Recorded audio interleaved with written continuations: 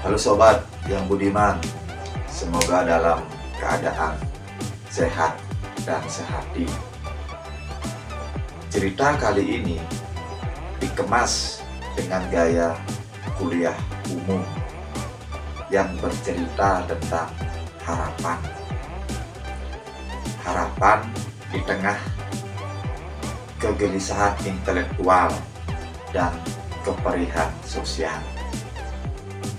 Sebelum masuk kepada materi, mari kita dengar beberapa harapan yang disampaikan oleh mahasiswa. Saya sangat berharap perekonomian Bali dapat pulih kembali. Semoga di tengah wabah pandemi ini, masyarakat Bali dapat memanfaatkan peluang-peluang yang ada untuk terus berkreativitas, berani berinovasi, dan Harapan saya untuk Bali ke depannya, pandemi ini cepat berlalu, sehingga kesenian di Bali bisa kembali berkembang dan bisa dinikmati kembali oleh para wisatawan, baik lokal maupun mancanegara, sehingga kesenian kita di Bali dapat dikenal di berbagai mancanegara. Harapannya, semoga Bali masa kini bangkit dari masa sulit pandemi dan Bali dapat mengembalikan roda perekonomian yang lebih baik lagi dan menuju Bali kembali. Harapan saya adalah semoga Bali selalu dapat berinovasi dalam menghadapi segala permasalahan yang terjadi guna mewujudkan masyarakat yang sejahtera. Harapan saya supaya Bali kembali normal seperti dahulu kala dan pariwisata di Bali segera normal kembali supaya perekonomian Bali bisa bangkit, dan khususnya buat para pemimpin baik gubernur ataupun bupati agar mengambil tindakan-tindakan yang cepat supaya Bali bisa bangkit seperti semula. Pramudana NIM 20011014. Menurut saya harapan Bali semoga Bali lekas pulih seperti semula, terutama di sektor pariwisata. Semoga pariwisata Bali normal seperti kembali. Harapan saya untuk Bali kedepannya adalah Bali cepat pulih dari COVID-19 sehingga perekonomian di Bali dapat kembali dan pariwisata di Bali dapat berkembang lebih baik lagi. Harapan saya tentang Bali saat ini adalah semoga pandemi ini cepat berakhir agar aktivitas masyarakat di Bali bisa kembali seperti semula, serta perekonomian dan pariwisata di Bali bisa kembali normal seperti biasanya. Harapan saya untuk Bali setelah pandemi ini berakhir adalah yang utama menurut saya yaitu memulihkan kembali perekonomian Bali dan agar yang kehilangan pekerjaannya kembali lagi bekerja agar perekonomian Bali ini kembali pulih dan normal. Untuk rakyat kecil itu sangat berarti. Setelah kita tahu bersama bahwa kondisi Bali saat ini mengalami penurunan, harapan saya selaku mahasiswa adalah semoga para pelaku usaha, baik UMKM maupun wirausaha lainnya, dan juga pelaku pariwisata yang ada di Bali itu tidak patah semangat, terus berjuang menjadikan kondisi ini sebagai suatu peluang dan tantangan yang harus dilewati, dengan tetap berkolaborasi membangun hulu hilir yang memajukan desa wisata yang ajak Bali. Harapan saya tentang Bali saat ini adalah semoga pandemi ini cepat berakhir agar aktivitas masyarakat di Bali bisa kembali seperti semula, serta perekonomian dan pariwisata di Bali bisa kembali normal seperti biasanya.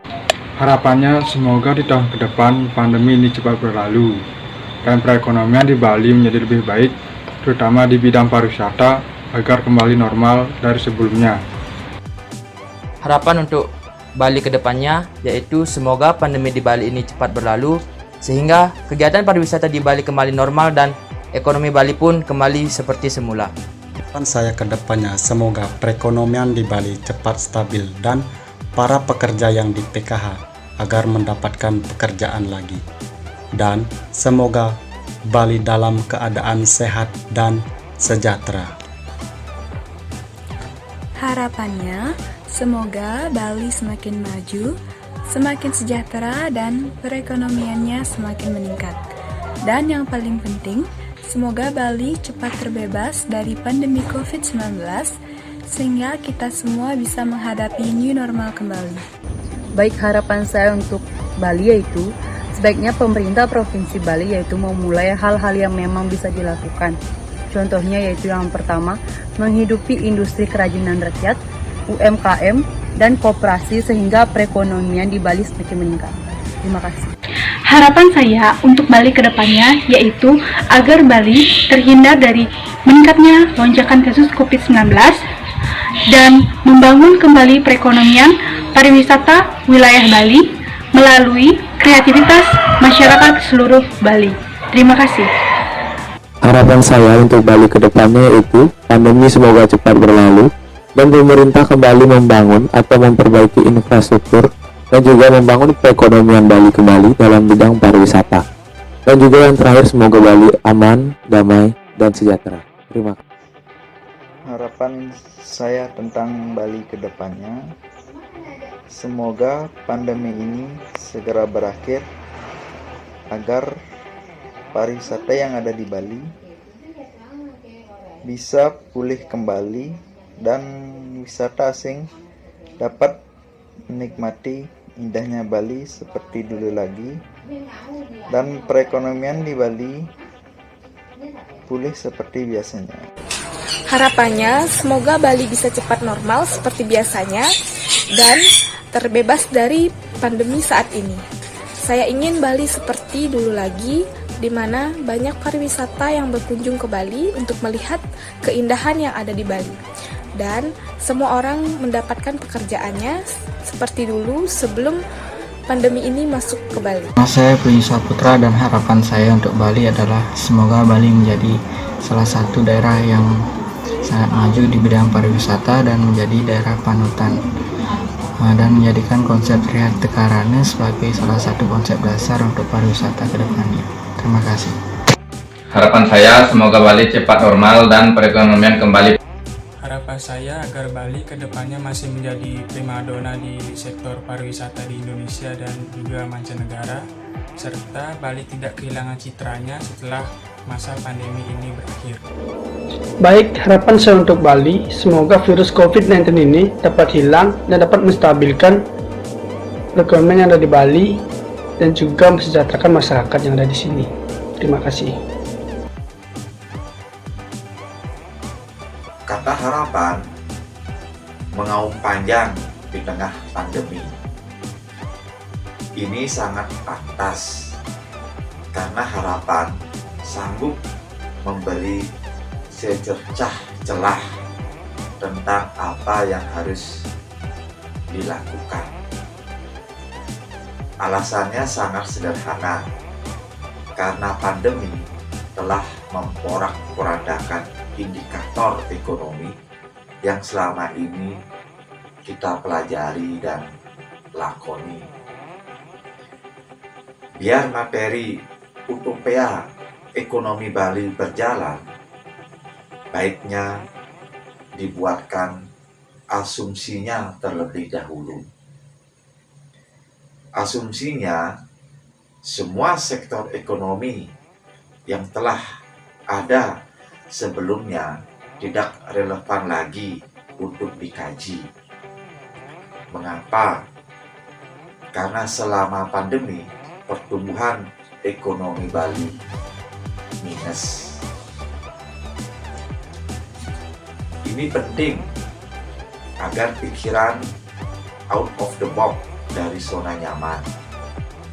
Jangan diartikan sektor yang dimaksudkan telah mati, namun diasumsikan tidak bekerja seperti yang diidam-idamkan selama pandemi.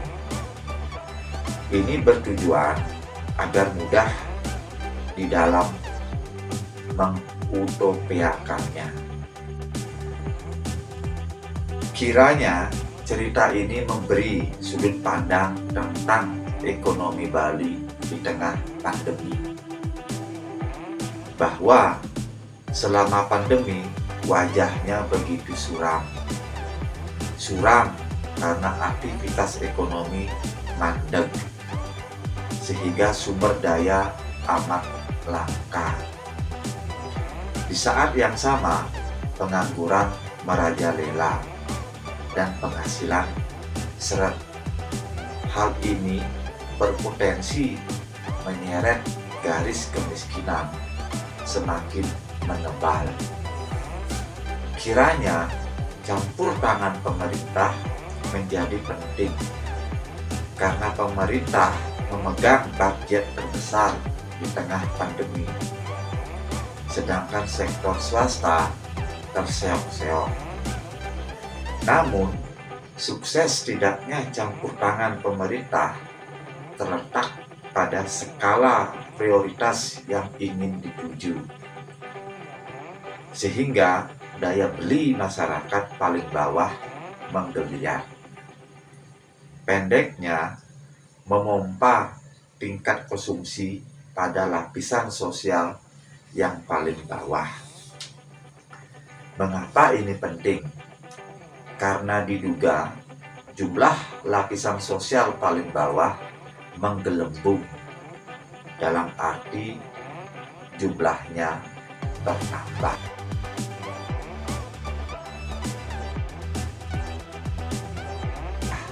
Karena itulah ekonomi inklusif menjadi alternatif penting untuk disodorkan.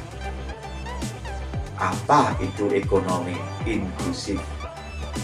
Ekonomi inklusif adalah arah ekonomi yang pro kemiskinan, pro tenaga kerja, pro lingkungan, dan tentunya pro budaya bila kita berbicara tentang Bali. Mengapa dikatakan pro kemiskinan? Karena efek pandemi berpotensi besar memproduksi garis kemiskinan. Mengapa pro tenaga kerja? Karena tenaga kerjalah yang menghasilkan nilai suatu barang dan jasa. Mengapa pro lingkungan? Karena alam seperti tanah sebagai sumber kemakmuran yang bersifat alamiah. Dan yang terakhir, mengapa harus pro budaya? Karena budaya adalah produk masif yang diproduksi oleh kalangan masyarakat Bali, seperti produksi sesajen, upacara keagamaan, dan lainnya. Pemirsa, kiranya kisah ini berfokus pada budaya sebagai instrumen ekonomi Bali, bahwa selama pandemi, aktivitas budayalah yang menjamin roda ekonomi Bali berputar. Dikatakan menjamin karena nilai-nilai tradisi, norma, dan adat istiadat melekat lama dan mengakar di setiap aktivitas keseharian masyarakat Bali itu sendiri. Biar mudah dimengerti, baiknya dicontohkan saja. Misal, hampir setiap hari ada otonan atau ulang tahun yang dirayakan oleh orang Bali. Kita asumsikan, kiranya APBD Bali, baik yang ada di tingkat provinsi bahkan kabupaten kota, disuntikkan ke arah itu pula. Misal, dianggarkan sebesar Rp200.000 bagi setiap orang Bali yang melakukan otonan. Pertanyaan kritisnya adalah, seberapa besar otonan memberi efek bagi ekonomi Bali? Mari kita hitung ala emak-emak seperti yang telah diurai dalam channel ini dengan judul Denden, Peken, dan Ibis. Misal, Uang Rp200.000 dibelikan busung sebesar Rp25.000 di warung Meme Ayu. Oleh Meme Ayu, uang Rp25.000 dibelikan busung di desa A sebesar Rp20.000. Sisanya Rp5.000 keuntungan bagi warung Meme Ayu. Sisa uang sekarang sebesar Rp175.000. Untuk potongan membutuhkan buah, dan buah pun dibeli di pasar sebesar Rp75.000 per kilo. Oleh dagang buah, Rp50.000 dibelikan buah ke saudagar buah. Sisa Rp25.000 sebagai keuntungan dagang buah. Oleh saudagar buah, uang Rp50.000 dibelikan buah sebesar Rp40.000 ke petani yang ada di Kintamani. Sisanya Rp10.000 keuntungan bagi pedagang buah. Kini uang tinggal Rp100.000 dan dibelikan daging ayam sebesar Rp50.000. Oleh dagang daging, uang Rp50.000 dibelikan daging ke peternak ayam yang ada di Desa Penebel di Kabupaten Tabanan sebesar Rp40.000. Sisanya Rp10.000 laba bagi pedagang daging.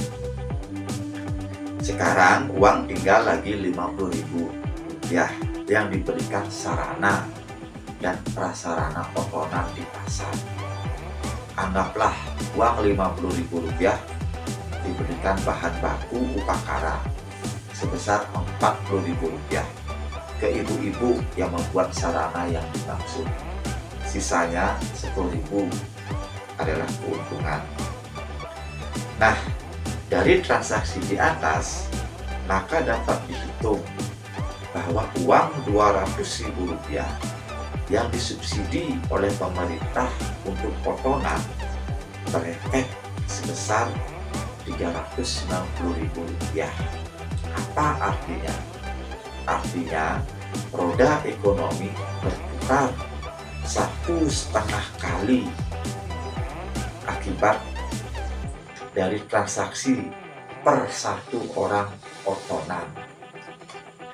Sekarang coba Anda bayangkan, per hari ada orang potongan 1 juta di Bali. Itu baru potongan, belum odalan di sanggah maupun di pura-pura umum yang ada di Bali. Belum juga aktivitas budaya lainnya. Fenomena di atas bukanlah hal baru bagi orang Bali. Fenomena tersebut juga dikuatkan oleh hasil penelitian dari Prof. Sukarso almarhum yang menemukan bahwa upacara berdampak pada berputarnya uang sebesar 1,8 triliun rupiah per tahun yang berasal dari 2,6 juta rupiah per rumah tangga per tahun. Singkatnya, memahami upacara sebagai aktivitas ekonomi.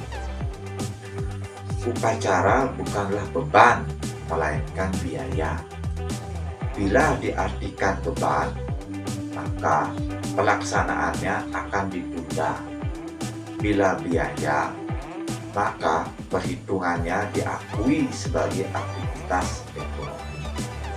Ini penting karena biaya dan harga adalah instrumen ekonomi dalam menggerakkan roda perekonomian. Dengan kata lain, betapa pentingnya budaya sebagai instrumen ekonomi agar optimalisasi struktur sosial masyarakat Bali bekerja alias berputar. Ini bukanlah tanpa alasan. bahwa budaya mempunyai fungsi adaptasi, sehingga distribusi pendapatan berkeadilan menyatukan budaya sebagai pola ekonomi Bali yang mengakar dan melembaga, pola yang kuat dari bawah. Inilah yang dimaksud dengan ketahanan ekonomi berpola budaya, di mana budaya sebagai instrumennya.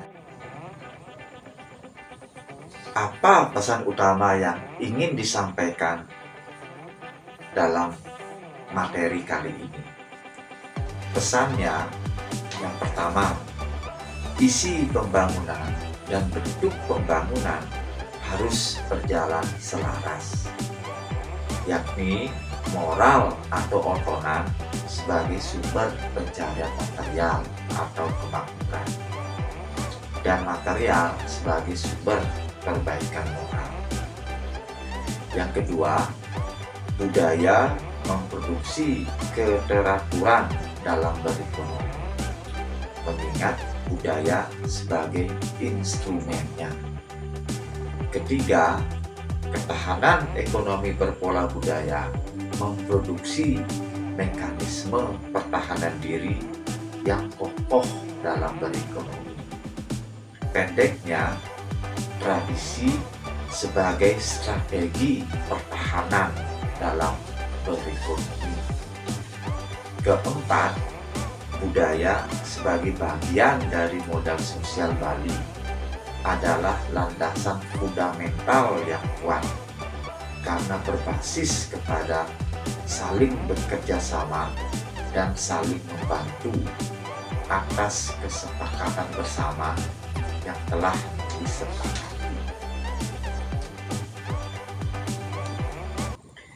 Kiranya utopia ekonomi Bali merupakan pikiran terbuka untuk dikritik, karena masih utopia dan sangat terbuka untuk didiskusikan lagi dengan prinsip-prinsip keilmiahan yang ketat. Ini relevan karena perubahan setiap saat terjadi. Kiranya pembahasan semacam ini memerlukan kajian lanjutan dan pemahaman utuh tentang dinamika pembangunan, baik isi pembangunan maupun bentuk pembangunan Bali ke depannya. Begitulah sobat, semoga cerita ini yang dikemas ala kuliah umum dapat dipahami dan semoga bermanfaat.